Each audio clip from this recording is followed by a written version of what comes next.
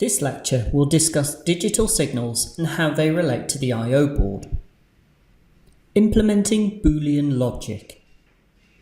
Boolean logic has two values, 0 and 1.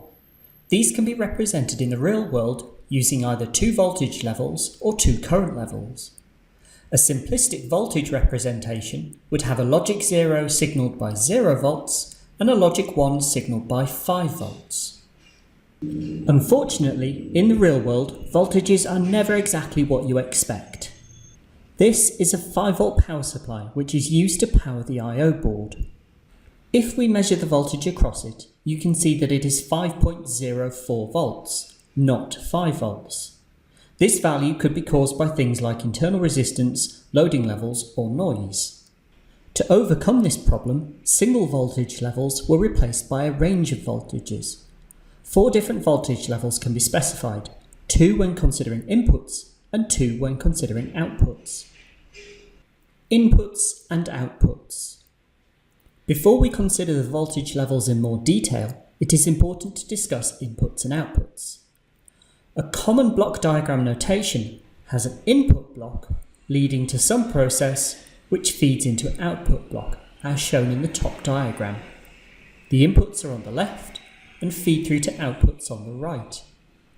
In circuits, we can represent things slightly differently. A circuit will generate an output signal. This signal will act as an input to another circuit, as shown in the bottom diagram. In this case, the outputs are on the left and feed through to the inputs on the right. Logic levels. There are 4 voltage levels used to specify the logic level ranges: voltage output high and voltage output low, voltage input high and voltage input low. For the output of a circuit, a logic 0 will be generated as a voltage between 0 volts and voltage output low. A logic 1 will be generated as a voltage between voltage output high and 5 volts, or whatever the voltage power line is. For input circuits, voltages received between 0 volts and voltage input low will be viewed as a logic 0, and anything between voltage input high and 5 volts or the power rail will be treated as logic 1. The values of the voltage levels are dependent on a component's logic family. The two primary logic families are transistor-transistor logic, or TTL, and complementary metal oxide silicon, or CMOS. TTL is the original bipolar transistor technology and dates back to the 1970s. This family has a very wide output high logic range and a very large input voltage range, as shown by this diagram. CMOS components were a low power replacement for TTL devices, but they are more susceptible to electrostatic discharge. They have a significantly narrower output voltage range and a smaller input voltage range. Compatibility. A really important consideration is the compatibility of different devices. If you connect a TTL-based device to a CMOS-based device, are they compatible?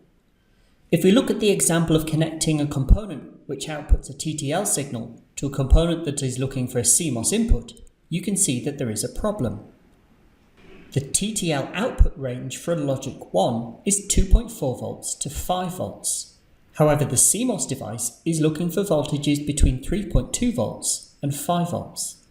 This means that if the TTL device outputs a voltage of 2.6 volts, for example, which is classified as a logic 1 output, the CMOS device will not recognize it. The logic family of components, all their voltage levels, can be found on their datasheets. Digital interfaces. The I/O board you are constructing has been designed to interface with a microcontroller board. You will use this microcontroller board in Semester 2 in the Microcontroller Engineering 1 unit. The specific processor you will be using is the microchip PIC18LF8722.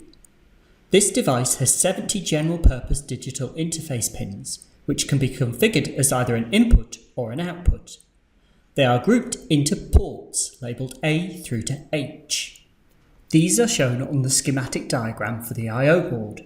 For example, the LDR is connected to the microcontroller pin RA2.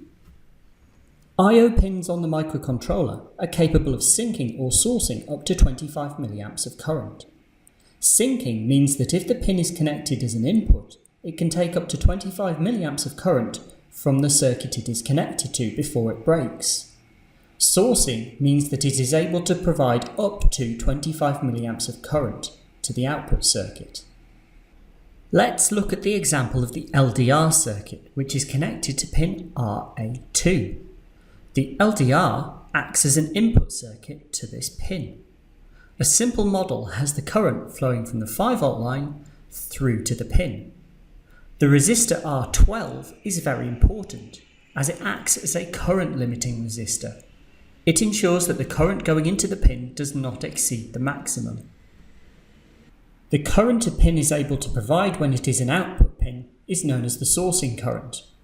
Let's look at the example of when it is connected to an LED, such as RF7, which is connected to LED 8. The pin acts as the 5V supply and is able to supply current of up to 25 mA, which then flows through the LED, through the resistor and down to ground. If what you want to connect requires more current than this, additional circuitry may be required. For example, if you wanted to connect a motor, you would need a motor driver circuit to provide additional current. The PIC 18LF8722's logic voltage ranges are neither TTL nor CMOS. The output range is similar to CMOS, and the input range is similar to TTL.